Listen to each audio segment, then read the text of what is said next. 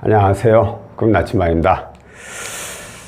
고금리, 과다대출 이런 이유로 상환하기가 너무 힘드신 분들이 이제 개인 회생을 신청하는 경우가 종종 있죠.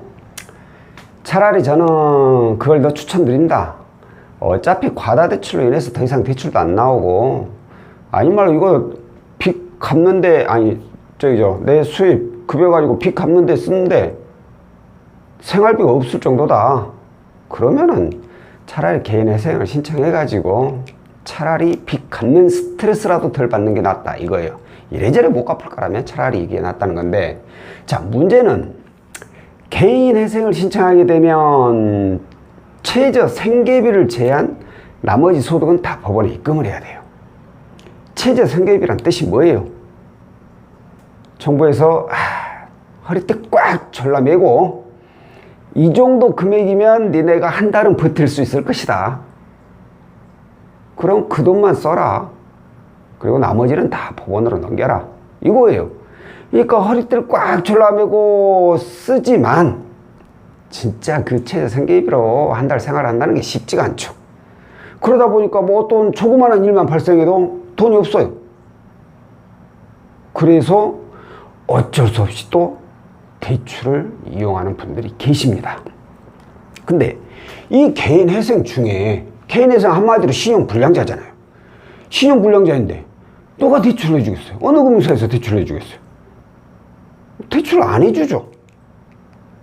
그런데 일부 저축은행하고 그리고 대부업체에서 대출을 해줍니다. 그것도 아주 고금리, 법정 최고 금리에 거의 다다르는 금리, 아니 말고 그냥 법정 최고 금리라고 봐도 돼요. 이렇게 고금리로 해서 대출을 해줘요. 자, 그래, 뭐 어쩔 수 없어. 뭐 내가 당장 또 먹고 살아야 되는데, 그래서 그렇게 해서 대출을 받았어요. 그래가지고 어찌어찌 잘 해가지고 이 개인 회생을 면책을 받았어. 면책. 힘들게 3년간 납부해서 이제 다 끝났어. 이제 숨통이 좀 트일만해. 그런데 문제는 이 개인 회생 중에 고금리 대출을 이걸 받았고, 현재도 이 대출을 이용 중이야. 대출 이용 중. 그러면 아니 말로 이거 역시도 고금리다 보니까 내 월급 받는 거 이제 법원으로 안 나갈 뿐이지 얘네들한테도 또 내야 되잖아요.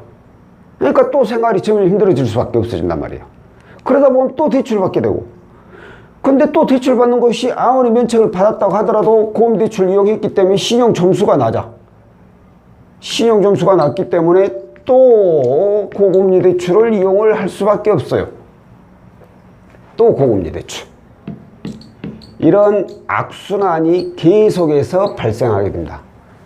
이러다 보니까 엊그저께 개인 회생 면책 받았는데 또 이거 못 갚을 그런 상황이 벌어지는 경우도 있습니다. 그래서 오늘은 제가 이 개인 회생 면책을 받았다면 현재 이용 중인 대출이 이 고금리 대출이다. 이 경우에 어떻게 해야 되는지 이 부분에 대해서 제가 설명을 드릴까 합니다. 이건 뭐 당연히 말할 것도 없이 이것은 당연히 저금리로 대안을 해야 돼요. 저금리 대안. 뭐 대출을 없앨 수 있는 방법은 없으니까 이자를 확 낮춰서 이자 지출이라도 줄이자 이거죠. 그래야지 납입 금액에 대한 부담이 줄어드니까. 그러면 저금리 대안 대출을 해야 되는 건 알겠는데 이걸 어떻게 해야 되냐? 이게 쉽지는 않죠. 누구나 해주는 것도 아니고. 일반적으로 저금리 대안 대출의 경우에는 이것도 직장인에 한해서만 또 해주잖아요. 직장인. 자, 그러면 직장인이라고 쳐요. 또 그래서 저금리로 대안을 하고 싶은데 이때 본인이 확인을 해야 될 게 있어요. 그게 뭐냐? 바로 장기 연체 이력입니다. 장기 연체. 자, 개인 회생을 신청하게 되면 장기 연체 이력이라는 게 남게 돼요. 그리고 나서 개인 회생 면책을 받게 되면 이 장기연체 이력을 삭제를 해주게 되어 있어요. 그러니까 어떤 분들의 경우에는 면책받고 장기연체 이력이 삭제되다 보니까 이제 대출도 이용 안 하신 분들 중에는 면책 받자마자 신용점수가 몸 800점대까지 올라가 버린 분들도 있어요. 근데 어떤 분들은 이렇게 개인회생 중에 이용했던 고금리 대출도 있고 장기연체 이력도 있다 보니까 면책을 받았어도 600점대에 놀고 있는 분들이 있어요. 그렇기 때문에 이 장기연체 이력을 삭제를 해야 돼요. 근데 이게 또 마음대로 되는 게 아니죠. 방금 전에 말씀드렸듯이 개인회생 면책을 받게 되면 장기연체 이력이 삭제가 되어야 됩니다. 무조건. 근데 확인을 해보니까 장기연체 이력이 아직도 남아있어. 이게 왜 남아있느냐? 이게 이제 중요한 거예요. 자, 아까도 말씀드렸듯이 개인회생 중에 발생된 장기연체 이력은 면책을 받게 되면 이게 삭제가 되게끔 되어 있어요. 그런데 확인을 해보니까 삭제가 안 돼 있어. 이 경우에는 일단 금융사에다가 무조건 삭제 요청을 하셔야 돼요. 삭제 요청을. 나 개인회생 면책 받았는데 왜 장기연체 이력이 아직까지 남아있느냐, 이거 삭제해달라 라고 요청을 해야 돼. 삭제가 안 되면 저금리 대안이 안 되거든요. 그래가지고 요청을 했는데 금융사에서 뭐 이러저러한 이유로 삭제를 안 시켜줘. 만약에 안 시켜줘. 그러면 일단은 이걸 금감원에다 문의를 해야 돼요. 금감원에다가. 나 이래서 개인회생 때문에 발생된 건데 이 금융사에서 장기연체 이력을 면책받았는데 삭제를 안 해준다. 그렇게 문의를 해야 돼요. 그러면 해당 금융사에서 자기네들이 진짜 이게 개인회생 때문에 발생된 장기연체 이력이라면 삭제를 해주게 되어 있어요.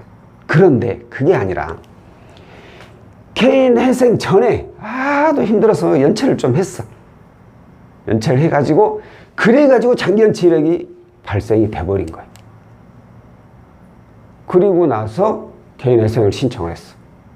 이러면 이건 무조건 5년간 기록이 남죠. 개인회생 기간도 포함해요. 어찌됐든 간에 이 개인회생을 인가를 받게 되면 그 순간부터 이제 해지가 되게 돼 있어요. 해지라는 게 그러니까 연체 해지가 되는 거예요. 그럼 이 해지된 날로부터 5년간 기간이 지나야지 이게 삭제가 됩니다. 그러니까 만약에 개인회생 전에 만약에 이게 생긴 거라면, 발생된 거라면 개인회생 신청하고 나서 해지된 날로부터 5년간 기다려야 된다는 거예요. 우리가 지금 개인회생 보통 3년이잖아요. 그럼 앞으로도 한 2년은 남은 분들이 계십니다. 이런 분들은 안타깝지만 저금리 대안이 안 돼요.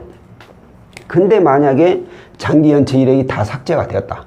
그럼 이분들은 바로 저금리 대안 대출이 가능한지 확인을 하셔야 됩니다. 자, 그러면 이 장기연체 이력이 삭제가 안 된 분들은 그럼 어떻게 해야 되냐? 그냥 고금 대출을 이대로 끌고 가야 되느냐? 사실 끌고 가야 돼요. 끌고 가야 돼요. 저금리로 대안할 수 있는 방법이 없어요. 다만 이 고금리 대출을 여러 건을 이용하고 있다. 여러 건을 이용을 하고 있다면 이런 경우에는 채무 통합을 하는 게 좋습니다. 채무 통합.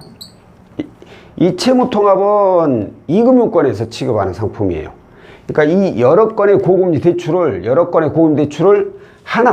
이걸 한 건으로 이렇게 채무를 통합해 버리는 거예요. 그러면 월 납입 금액이 많이 줄어들죠. 이자는 뭐 크게 안 떨어져요. 이자는 높아요. 어차피 신용이 안 좋을 거니까, 좋지 않을 거니까.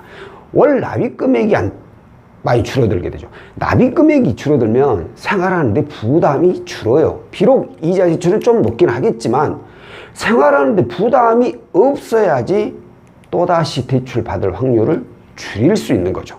그러니까 어찌됐든 채무 통합을 해야 되는데 문제는 뭐 이건 면책 받았다고 해서 바로 되지는 않아요. 대부분. 왜?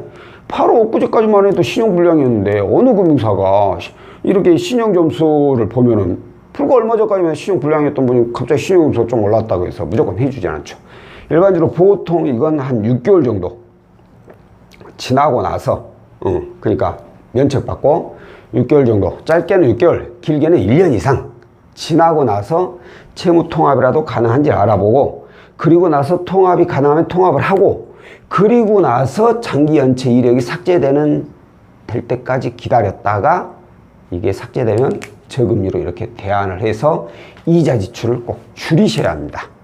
자, 오늘은 개인회생 중에 어쩔 수 없이 이용한 고금리 대출이 있다면 개인회생 면책을 받고 나서 반드시 저금리 대안대출을 이용해서 이자 지출을 줄여야 된다는 내용이었고, 저금리 대안대출을 이용하기 위해서는 장기연체 이력이 꼭 없어야 하는데 이걸 확인하는 방법에 대해서 안내를 해드렸고요. 다음번에 또 다른 내용으로 찾아뵙도록 하겠습니다. 고맙습니다.